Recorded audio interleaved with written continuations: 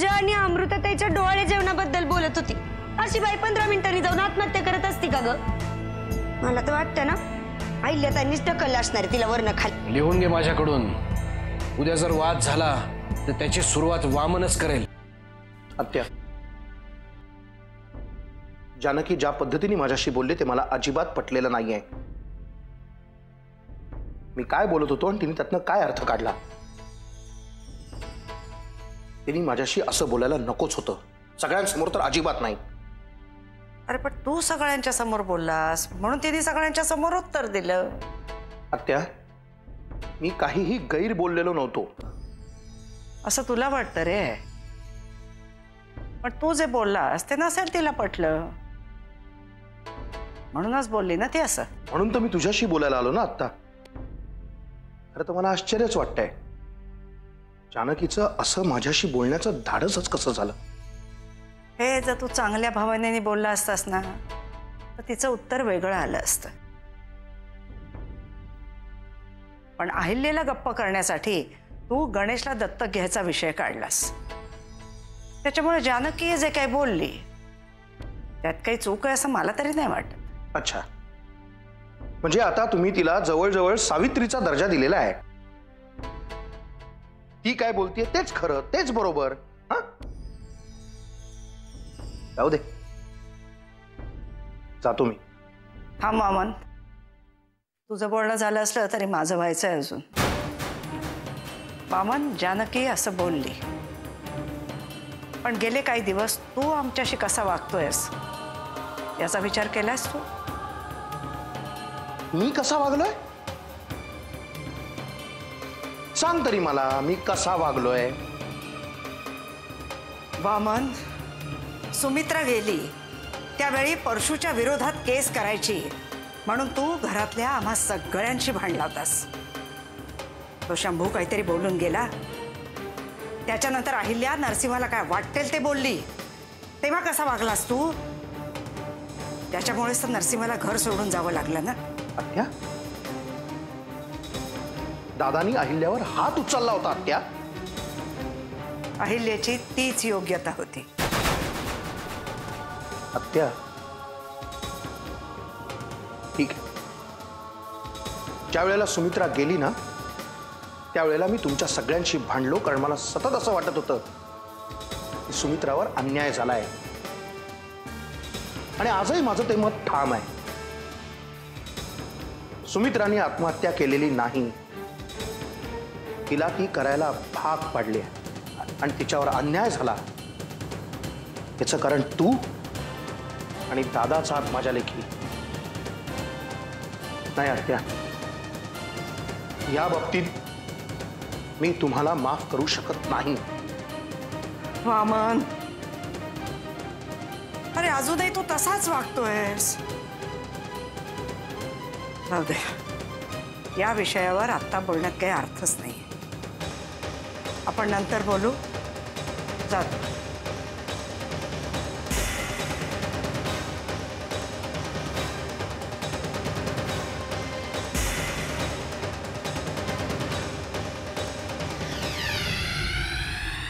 अमृता, खरं तर घरामध्ये इतकं काय काय चालू आहे की हा विषय तुझ्याशी बोलू का नाही कळत नाहीये। पण का ग, काय झालं आता?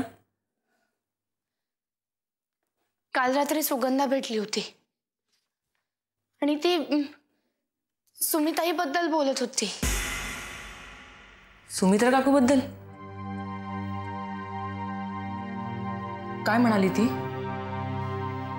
अमृता, ती म्हणाली की सुमिताईने आत्महत्या नाही केली म्हणून, तिला तिला अहिल्याताईंनी ढकललं असावं असं म्हटली ती। काय? सुगंधा असं म्हणाली?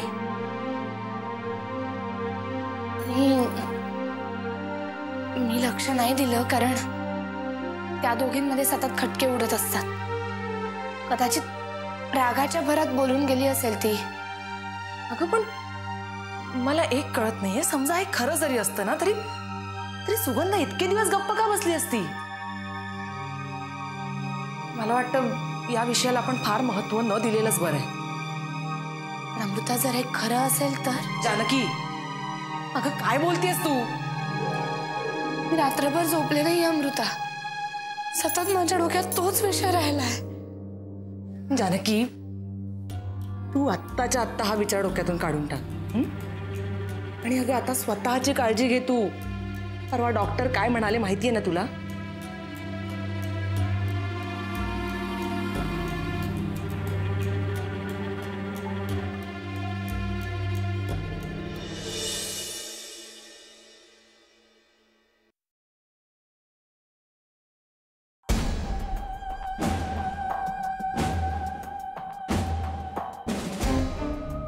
तुला माझ्याशी बोलावं असं वाटत नाही हे दिसतच आहे. मी फक्त एवढंच सांगायला आलोय, मी आपल्या DNA टेस्टचे रिपोर्ट्स आणायला चाललोय. तुला जर पाठवायचं असेल कोणाला माझ्या बरोबर तर पाठवू शकतोस. अच्छा, म्हणजे तू आता ठरवलंच आहेस की असं बोलून घरातल्या सगळ्यांना तोडायचं? मी काय चुकीचं बोललो रे? मी आठव ना, गेल्या काही दिवसात काय बरोबर वागलायस रे तू? दादा, टाळी एका हाताने तर वाजत नाही. तुला असं म्हणायचं आहे की जे काही घडलं त्याला तुझ्या इतकाच मीही जबाबदार आहे? तूच नाही, पण घरात इतरही माणसं आहेतच की. कोण रे? जानकी की गणेश? जाऊ दे ना दादा, प्रश्नच विचारायचे म्हणले ना तर काही कमी नाही आहेत. आणि उत्तर तुझ्याकडे एकाचही नाहीये. सगळ्याची उत्तर आहेत माझ्याकडे, पण तूच ठरवलंयस स्वतःच्या मनासारखं वागायचं. वाग. तास तास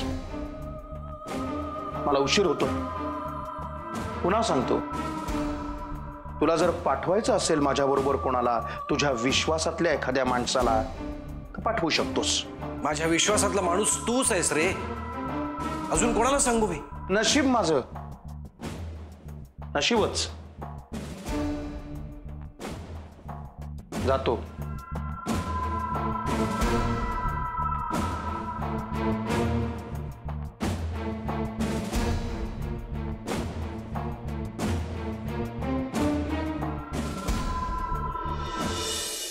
काम व्यवस्थित झालंय ना? ओके.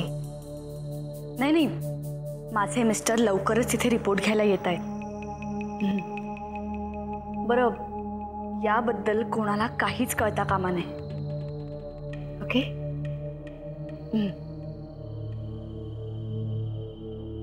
अहिल्याताई,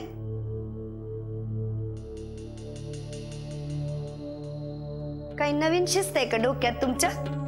ते चेहरा खुल्लाय ना म्हणून विचारलं. हे बघ, याच्याशी तुझं काहीच घेणं देणं नाहीये. आणि हे काय काय पळवून नेतेस गुपचूप? शेवटी स्वतःच्या लायकीवर आलीसच ना. अगं, स्वतःला किल्लेदारांची मोठी सून म्हणवतेस ना, मग अंगातला भुरटेपणा काही जात नाहीये का? अहिल्याताई, अहो मी काही पळवून नेत नाहीये. फक्त कसं आहे ना, नंतर मला अपमान करून कोणी हाकलून द्यायच्या आत माझं बोचकं मीच बांधून ठेवलंय. बर, तुमचं बोचकं झालं का बांधून? नाही, नाहीतर नरसिंह भाऊजी किल्लेदार नाहीये ते कळल्यावर लाथ मारून हाकलून देतील, तेव्हा घाई होईल ना तुम्हाला. सुगंधा, या आधी तुला सांगितलंय आणि परत एकदा सांगते, या घरावर भाऊजींचा जेवढा हक्क आहे तेवढाच हक्क माझाही आहे. कळलं?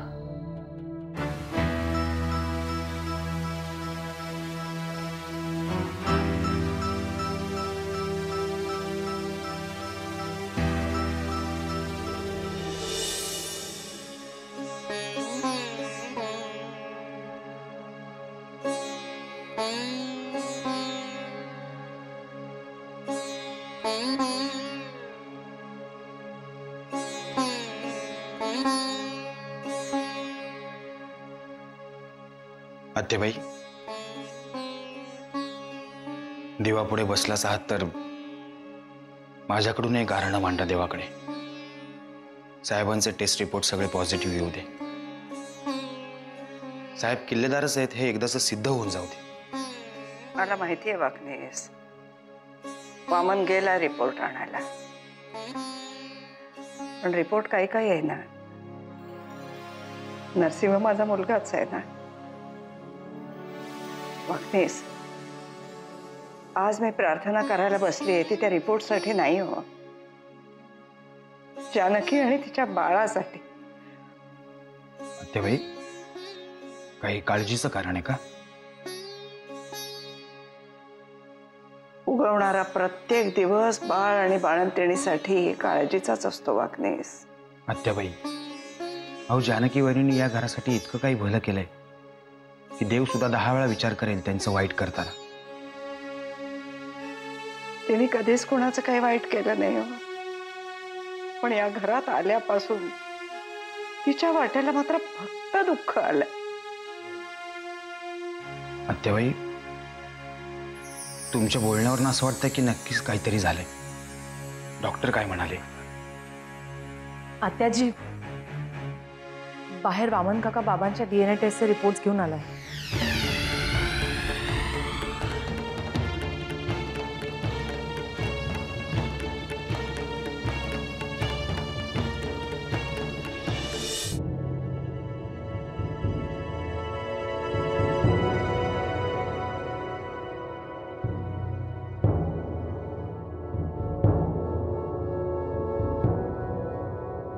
हे रिपोर्ट्स. मग नुसतं दाखवतोयस काय? उघडून वाच ना ते. नाही, तसं नको. घरातल्या कोणी विश्वासू माणसांनी फोडू देत. काय आहे, नंतर शंकेला जागा नको. वागणेस, पाकिट फोडा आणि वाचा काय लिहिलंय ते.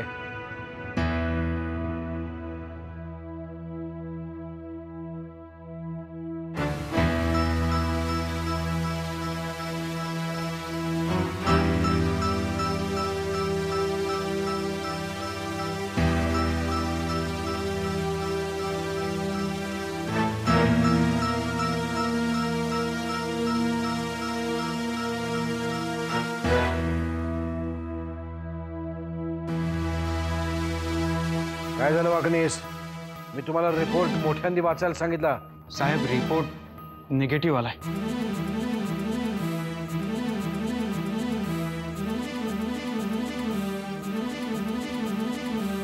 तुमची आणि वामनरावांची गुणसूत्र जुळत नाहीये.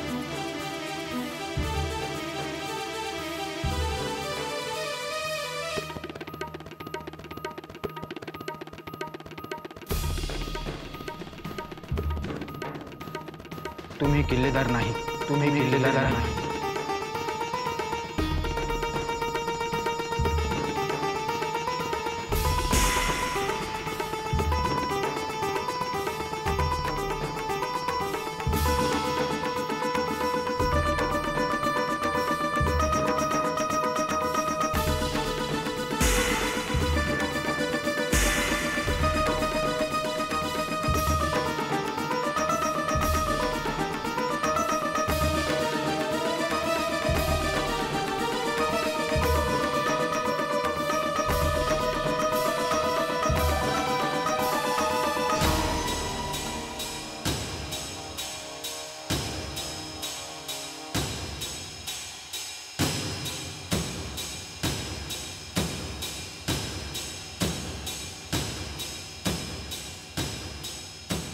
चला, म्हणजे एकदाचा या महानाट्यावर पडदा पडला.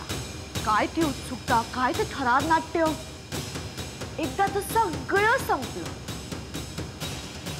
तो शंभू एक अडाणी होता, पण ज्यांनी टेस्ट केली ते अडाणी नव्हते. मोठे मोठे डॉक्टर होते म्हणे. 1 मिनिट आहे तो. तुला जे काही बोलायचंय ना ते स्पष्टच बोल. बस ड्रामा आणखीन वाढवायची काही गरज नाही. अमृता, अहिल्या मोठी आहे तुझ्यापेक्षा.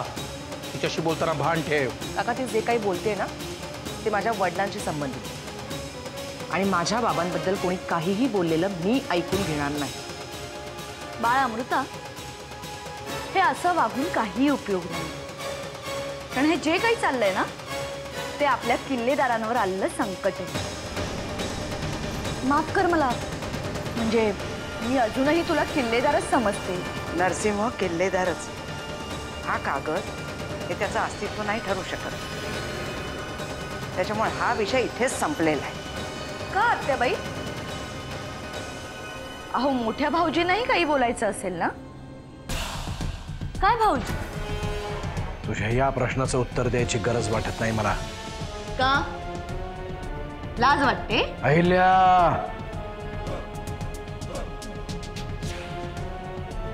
ऐकू नाही आलं का तुम्हाला? तरी नशीब तुमच्या लाडक्या आणि विश्वासू शिलेदाराने तो रिपोर्ट वाचला, नाहीतर रिपोर्ट वाचता वाचता बदलला असंही म्हणाला असता.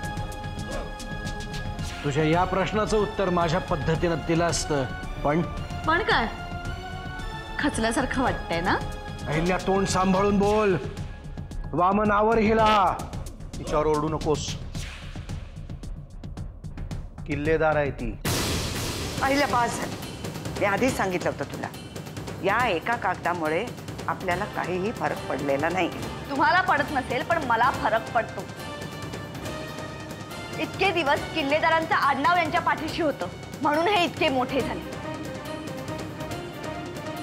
हाच मोठेपणाचा मुकुट जर का माझ्या नवऱ्याच्या डोक्यावर चढवला असता ना, तर आज त्यांनीही खूप नाव कमावलं असतं. नसतं कमावलं, कारण नरसिंहाची कर्तबगारी मामांमध्ये नाहीच आहे. त्याची कुवतच नाही आहे ती. पाथ्या, ह्या सगळ्या वादात तुम्हाला माझी जागा दाखवून दिलीस, धन्यवाद. आता या वादात माझं नाव आलंच आहे म्हणून विचारतो आत्या, दादाची तरी अशी काय कर्तबगारी आहे ग? विषय इथेच थांबवला तर बरं होईल. मी तुझ्याशी बोलत नाहीये दादा, मला आत्याकडून उत्तर हवंय. त्यांना दादा म्हणण्याची काही एक गरज नाही. या घरात सगळे तुमचा पाण उतारा करत असताना तुम्ही त्यांची मनं कसली जपताय? अहिल्या, या चर्चेला वादाचं रूप देतेस तू. आत्या, वादच सुरू झालाय आता. माझ्या कर्तबगारीवर बोट ठेवलंस ना तू.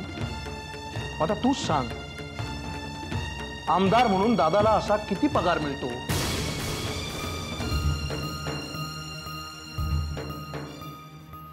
या गाड्या, घरं, साखर कारखाने, हे सगळं आलंय कुठून? वामनराव, साहेबांबद्दल कोणीही बोलताना जरा भान ठेवून बोलायला पाहिजे. आमच्या घरातल्या वादात नाक खुपसताना तुम्हीही भान ठेवलं पाहिजे वाखनीस. अहिल्या, हे अति होत आहे. तोंड सांभाळून बोल. इतके दिवस तुम्ही किल्लेदार आहात या गोष्टीचं भान राखूनच मी तुमच्याशी वागत होते, पण यापुढे माझ्याकडून ही अपेक्षा करू नका. माझ्या अस्तित्वावर वाद घालून झालाय तुमचा. आता काय हवंय तुम्हाला? या घरातले माझ्या नवऱ्याचे सगळे अधिकार त्याला मिळाले पाहिजेत. ज्याच्यावर इतके दिवस तुम्ही मक्तेदारी गाजवली, त्यांना मोठ्या किल्लेदाराचा मान मिळालाच पाहिजे. अरे बचना एक कमीनो लो मैं आ गया. काय झालंय? ज्याला कोणाला वाटत असेल की तो मोठा किल्लेदार आहे, त्यांनी त्याच्या जन्माचा दाखला घेऊन पंचायतीसमोर हजर राहावं. अरे आईला बहिणीची एक वेळ समजू शकतो रे वामन्या. तुला बी प्रसिद्धीचा मोह पडलोय. अरे लाज वाटते मला तुला भाऊ म्हणून घ्यायची. हर्षू, तू तुझ्या खोलीत जा. तू जा म्हणल्यावर मी जाणार आहे. अरे आता हीच खरी वेळ आहे किल्लेदार असण्याचं सिद्ध करण्याची. हे बघ परशू, तुझ्या न्याय निवाड्याची आम्हाला गरज नाही, कळलं? नसणारच नसणारच. आता तुम्हाला काय फरक पडत नाही. जो काय फरक पडायचा ना तो दादाला फरक पडतोय, कळलं की नाही? आता तुम्हा लोकांचे ना खरे मुकवटे आणि काय ते बुरके ते फाडायची वेळ आलेली आहे. तुमच्या तोंडाचा पट्टा बंद करा आणि तुमच्या बायकोला घेऊन इथून निघून जा. आता इथून कोण कायमचं निघून जाईल हे थोड्या वेळामध्ये कळेलच की. सगळे किल्लेदार मंडळी या सावत्र किल्लेदाराकडे नीट लक्ष द्या. कठीण समय येता कोण कामास येतो? परशुराम किल्लेदारच कामास येतो दादा. माझं डोकं ठिकाणावर नाहीये परशू. माझ्या हातून काहीतरी घडेल. अरे दादा, तुझ्या रागावरचं औषध घेऊनच आलेलो आहे मी. या लोकांनी ना तुला लई मनस्ताप दिलाय रे. काळजी करू नको. ह्यातनं तुला फक्त बाहेर काढणार एकच माणूस, परशुराम किल्लेदार. नरसिंहा याची फालतू बडबड कशाला ऐकतोयस तू? आता बे मला फालतू म्हणा, टाकाव म्हणा, काय वाटेल ते म्हणा, पण मी काय सांगतोय ते नीट ऐका. दादा यो ओरिजिनल किल्लेदार आहे.